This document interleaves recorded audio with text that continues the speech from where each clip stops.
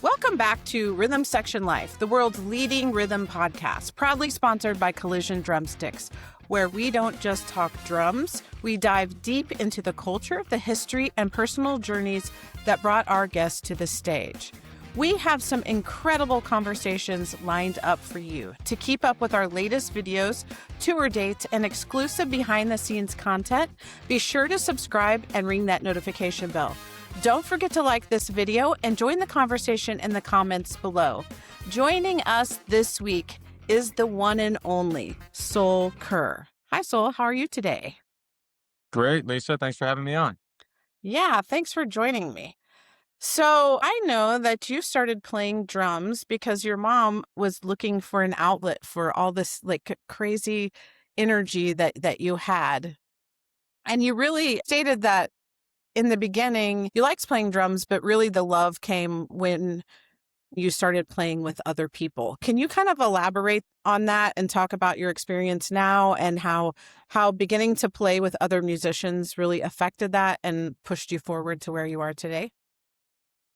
Sure thing. Yeah. So it did start pretty randomly. My mom was just, she was just a dedicated mother looking for outlets for her kid who had way too much energy. And, a lot of us at 10 years old were that way. Yeah. So she decided to put me in drum lessons. She did try piano at first. So I got a minor foundation in music through there. But she put me in drum lessons and it just seemed to make more sense to me. Did that for 3, 4 years, I think, before I actually had the opportunity to play music with a friend of mine for the first time.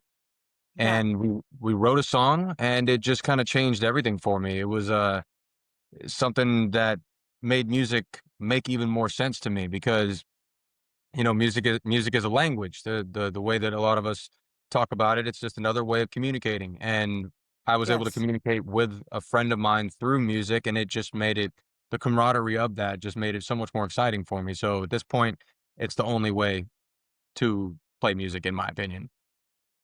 You know, I have some students that are about that age when you started, and today we're having a conversation because some of them they want to give up, and I'm like, really, if you guys make it to the other side of wanting to give up and continue playing together, this is different type of relationship or intimacy that you have with a bandmate, that you have these shared musical experiences that really kind of shape your adolescence or your childhood that you take with you forever. I'm guessing you experience things like that as well. Sure, yeah. I mean, absolutely. I'm going to say Yeah. it's definitely something that changes your bond with a person as soon as you play music with them. I can say that Mhm. my band mates, past and present, and certainly in the future as well. There's just a different level of bond there, which can't really be replicated in other settings. I agree, yes. Yeah, Yeah. I think and the same thing can be true if you like to cook with somebody. The same thing can be true if you like to paint with someone or just share some kind of creative experience. And the same thing can also happen within your romantic relationships. I think that it's Mhm. very important to have creative experiences with people. And when you're in a band with somebody, yes, you speak a language with them that you can't speak with just anybody. So I think Right. it's very necessary, whether it's music or any other creative endeavor, to have that type of bond with people and, share those experiences. I think it's very important. I agree. So you've noted that in the beginning, your inspiration comes from bands like AC/DC, Metallica, Guns N' Roses, and Slipknot. Can you talk about those influences in your drumming and how you've kind of taken that with you? Yeah. Well, the ones you mentioned right there are actually a great example of the way my tastes have progressed, because AC/DC was very, very early on for me. Guns N' Roses was another really, really early on one. After that, I found Godsmack. I Mhm. found Pantera and Metallica. And then after that, it turned into bands like Slipknot. And I mean, everything from there, Slipknot opened up a whole new world for me. So I'll say that it stemmed from me listening to a band and saying, "Hey, I love this music, but I want more drums. I want more drumming." So it went from Guns N' Roses to Metallica, where in the 80s and 90s, Metallica was shredding on all the instruments. And from there, it goes to Slipknot, which has had some of the most iconic drummers in history, be part of Yes. that band. Joey Jordison is still a top 3 of all time for me. And, it's not that the music got boring to me, but after a certain point, it just got to I started to realize that, like, I want to hear absolute mastery of my instrument. I wanna hear what Uh-huh. it's like when somebody takes the drums and completely reinvents the wheel. So I ended up listening to bands like Slipknot and, along that same vein, Fear Factory, Counterparts, August Burns Red, Body Snatcher, just to name a few, absolute shredders in their Yeah. own regard. And in different ways too, because I just named different subgenres of metal, but a lot of metal drumming really pushes the envelope and reinvents what drumming was before metal became popularized a few decades ago. So that definitely speaks to how I progressed as a drummer and a music listener over the years. Recently I kind of went back and started paying attention to the drummer for AC/DC and the things he does. And one of the interesting things I found is he doesn't typically crash during the verses. So he's like using a lot of crash during the chorus, which brings this whole different level of dynamics to the choruses, to the music that I don't think that you actually realize until you start paying attention to those little things. I mean, a lot of AC/DC tunes are like, four on the floor, like simple stuff, but it's like also those little nuances that make that stuff really cool and also make you think about like how you could make a song better. So I could use that when I'm playing it now. I maybe wouldn't have used like 20 years ago. So, Sure. Yeah, and adding on to that as well, I'll definitely say that listening to other drummers and digesting the way that they play, it allows us to expand on our own perspective of how to play the drums as well. I love listening to different kinds of drummers and combining all of that into my own unique style, and I'm sure you agree. So it's a lot of yes. fun to learn from other players. Right. Okay, so let's talk about your style and how you apply that to traders currently. Sure. I played Traitors music a long time before I was a member. I was able to audition pretty quickly because I had already been playing their music for a long time. And the reason for that is that I've always felt that their style opened up a lot of room for creativity within my own unique scope. I think every drummer Mhm. has their own scope, and the scope can be changed, but some of it just stems from what you like, some of it stems from what you yourself are naturally good at. And there is a lot of four to the floor, like we mentioned in Traders. There's a lot of wide open, just groove based drum licks. And then over the years, they did bring in more technicality and more flavor into the drumming.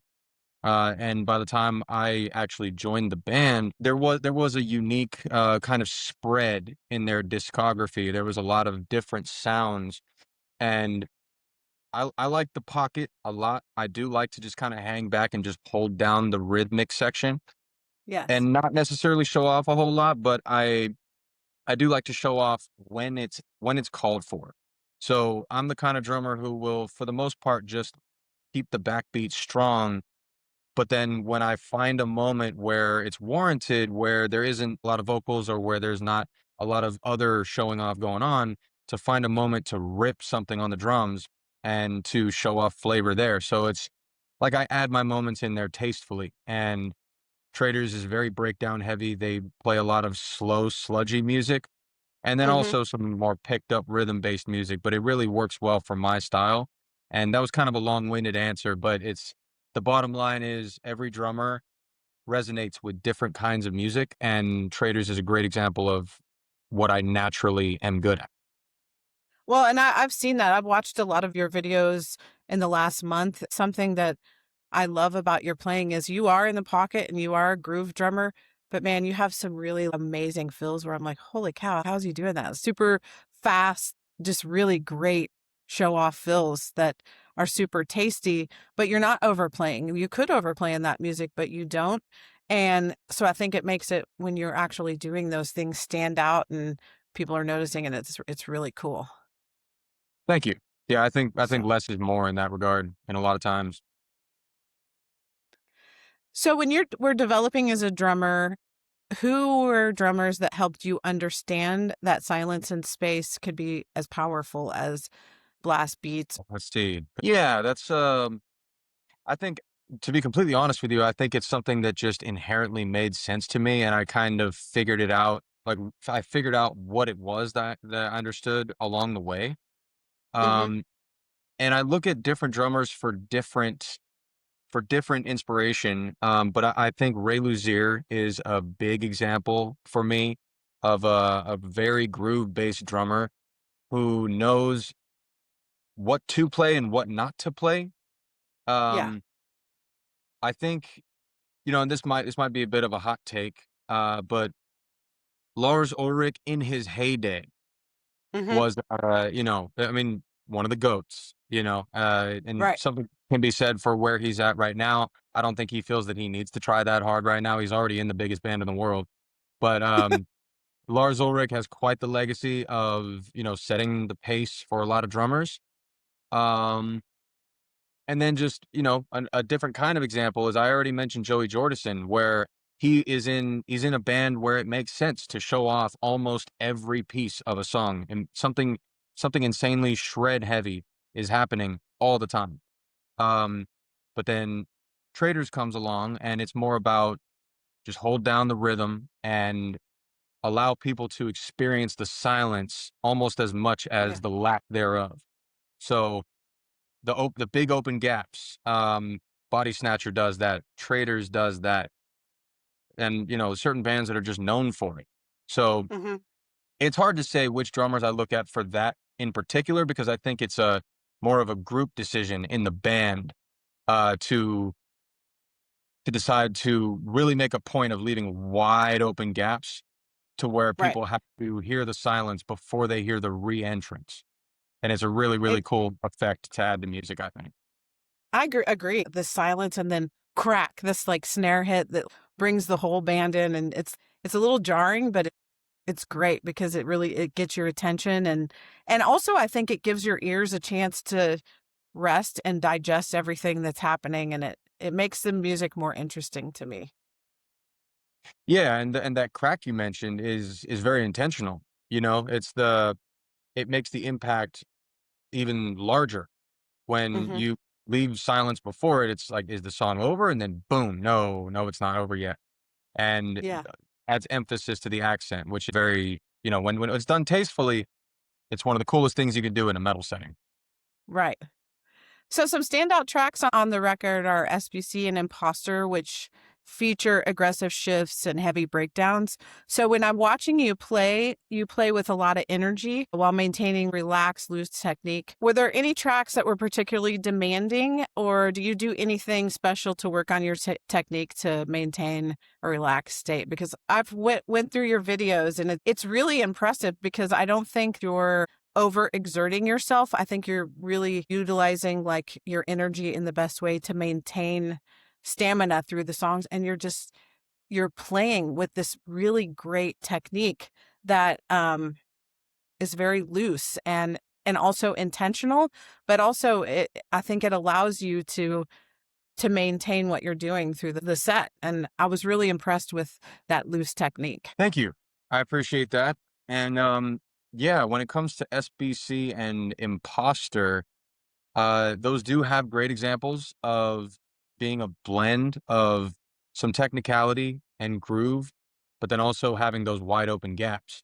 And I would say that other than just, playing along to music, mostly when I'm playing, for the most part, I play along to music. I don't normally play along to just the drums. I do that sometimes, but um, playing along to music is what I do most of the time. And sometimes I'll just sit and listen to a metronome, um, just a blank metronome.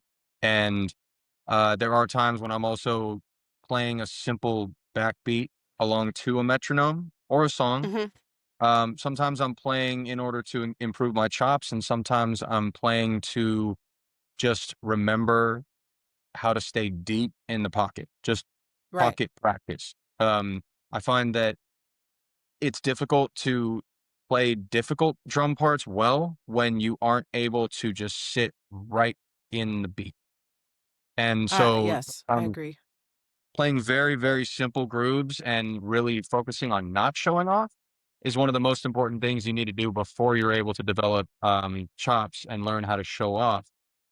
So I would say that's the best thing for a younger drummer. And but as far as maintaining my stamina, that's something I really learned when I started going on tour. Uh, Hmm. time I went on tour, I noticed that certain muscles would get sore that I didn't even recognize Yes. before. Like a nerve above my elbow at one point was giving me pain, and I learned how to keep my shoulders dropped. Just really focus on letting the weight of the stick carry the momentum. I'm a hard hitter, but I'm not the hardest hitter. I do Hmm. believe in letting the momentum of your tools, namely the sticks, do some of the work for you. And I think Right. efficiency is key in maintaining yourself.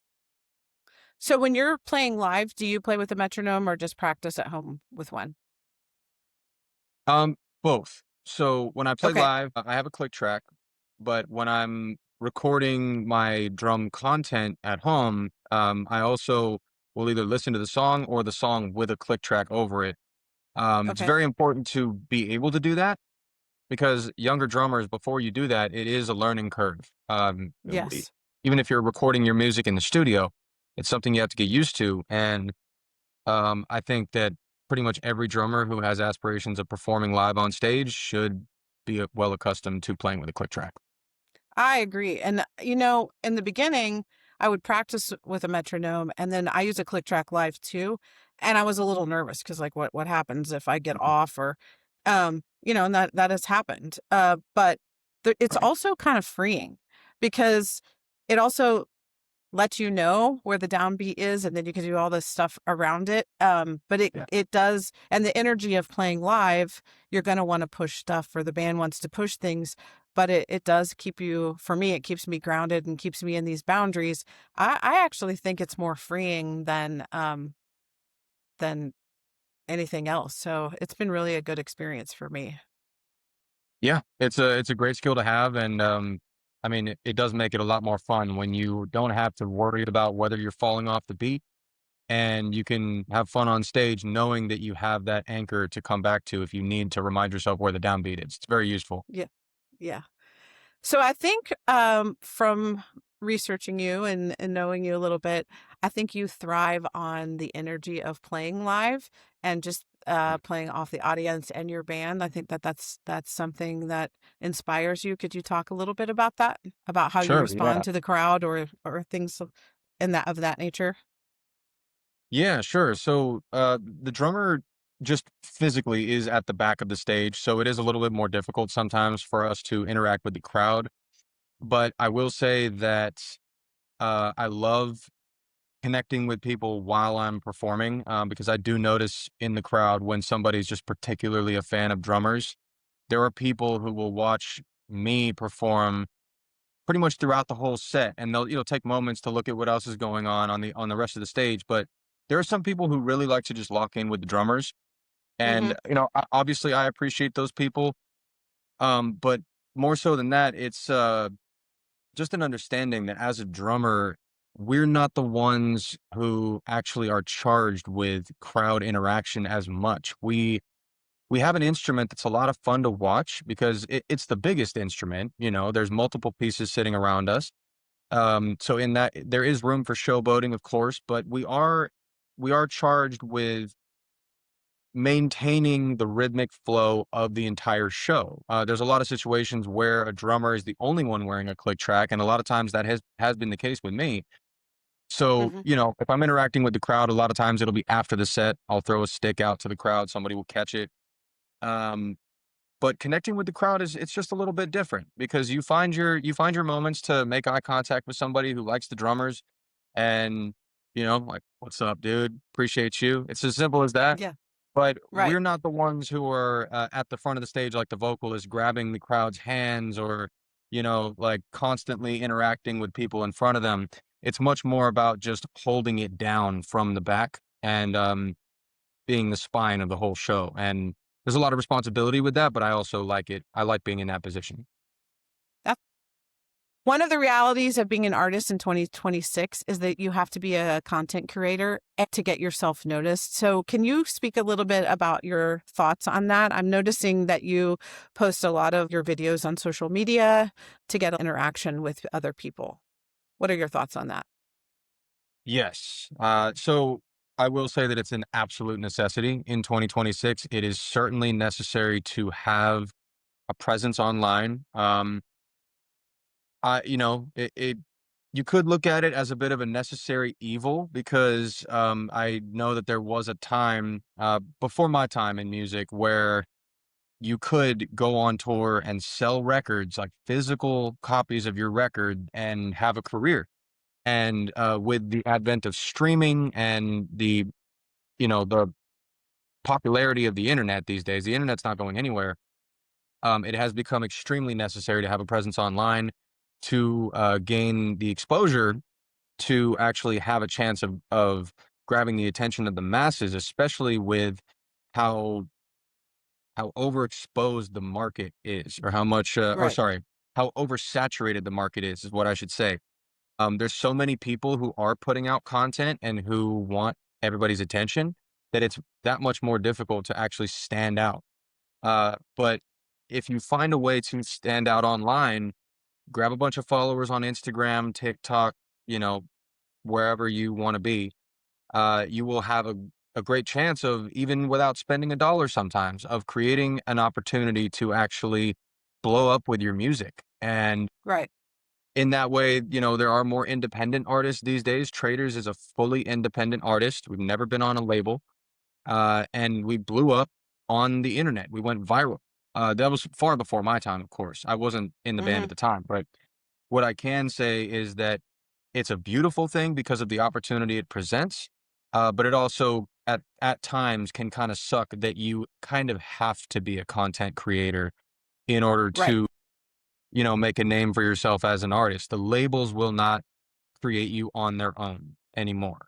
And you can't expect to make a lot of money off of your streaming royalties either. So yeah, like you had mentioned, I put out drum videos all the time.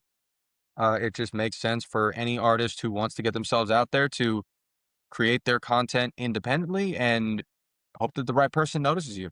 It's really what it is. So, you are a drummer who also has a podcast. How'd that come about? Yeah, so Make Your Mark is the name of the podcast. And it's real simple. I mean, really what it is that I found a new voice when I became a drummer. When I started playing music with people, as we talked about before, found a new way to communicate my feelings and my emotions, and get that out on the table and off my chest, and also to communicate with other people and other musicians. And I got really, really good at that over the years. And then at one point, I realized, like, hey, I also have this voice. I also have things that I would like to say. So I felt that it would be a cool little experiment to be a drummer and the host of a podcast. Craig Reynolds is a great example of somebody who I see doing that. He's kind of my spirit animal for that, if you will. I'm a huge fan Okay. of him, and I like that he's a great influential drummer, but people also know that he has opinions and that he's well spoken, and that he's not just what people sometimes look at as a background character. I don't think drummers are looked at as background characters as much anymore. Just Hmm. like bass players are not always looked at as background characters anymore. Those tropes are kind of dying. But Right. I do like the fact that I've found a way to use my actual voice on top of putting out beats and people liking those. So if that makes sense. Yes, that's fantastic. Also, you are endorsed by Collision Drumsticks. Collision focuses on the foundation of a drummer, mindset, and goal setting. Were there any specific goals you had for yourself when you first joined their roster that you've seen come to life, or anything that has changed since you became an endorsed drummer? Well, what I can say is that Collision Drumsticks was the first company to ever endorse me, and I didn't really know what to think about a company reaching out, offering an endorsement at the time. Hmm.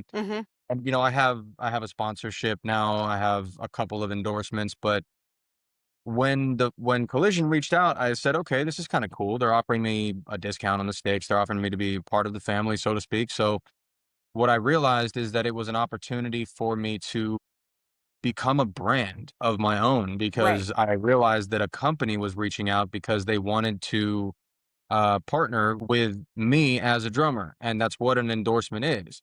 They want to partner with, my fans at that time. And, I'm not a super big name drummer, but I did look at it as an opportunity to start to look at myself as a brand, because I should be thinking about it in terms of any other company that wants to come along and endorse me and wants to work with me and just basically share my vision and have me jump into their vision as well. You got to start looking at yourself as a brand, as Hmm. not just a drummer, but this particular drummer, and there's a reason to follow this drummer. So when they reached out to endorse me, I realized that I wanted to turn myself into a brand, and I think after 5, 6, 7 years, however long I've been with Collision now, I have taken hold of that, and that's the reason that I'm where I am today.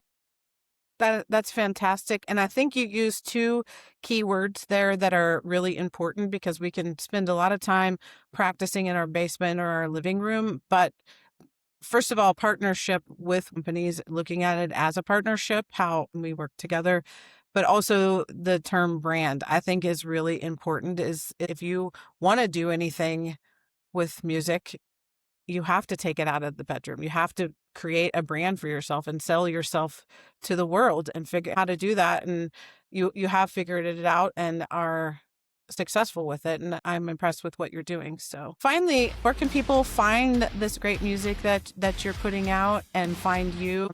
I found you on YouTube and Spotify. Is there any place else? Sure, yeah. So Traitors can be found on Spotify and Apple Music, and just about any streaming platform you can think of. Certainly YouTube. I myself can be found on YouTube and Instagram and TikTok and Facebook as well. Um, and I am working on a new project which will also be available in all those same places. I'm probably going to be putting out more full-length drum covers on YouTube as well. So, I'm growing my presence online, but right now I would encourage everybody to follow me as Metalcore Vanilla Ice on primarily Instagram and TikTok, and you'll see all the updates. Any spotlights on the new project you're working on that you want to share? Well, we're in the studio right now. There's 4 songs written, and we need to record vocals, and then we need to basically mix down and master all the music. And then it's just going to be a branding process and making sure that we're ready to release actual music. So if you follow me, you will absolutely hear about it when we go live. We're not quite sharing the name of the band or anything yet. It's not Okay. at that point, but we are working very hard on it behind the scenes. Obviously, we're all very busy in our daily lives, so it's taking some time, but we are very proud of what we're already accomplishing in the background. And when it comes out and the music drops, it'll be undeniable. Okay. Awesome. Thank you so much for joining me today, Soul. Thank you. Appreciate the time, Lisa.